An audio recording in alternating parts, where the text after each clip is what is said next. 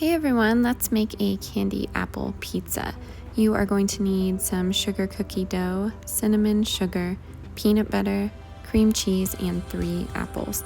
Start out by mixing your sugar cookie according to package, and then you're going to flatten it into a circle shape and put it in the oven.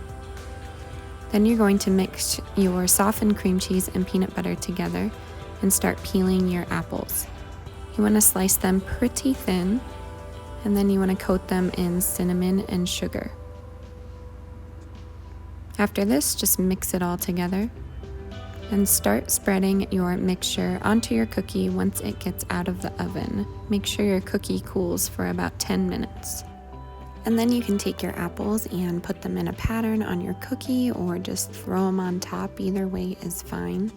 I like to serve mine with cinnamon and vanilla ice cream. I hope you enjoyed this recipe. Bye.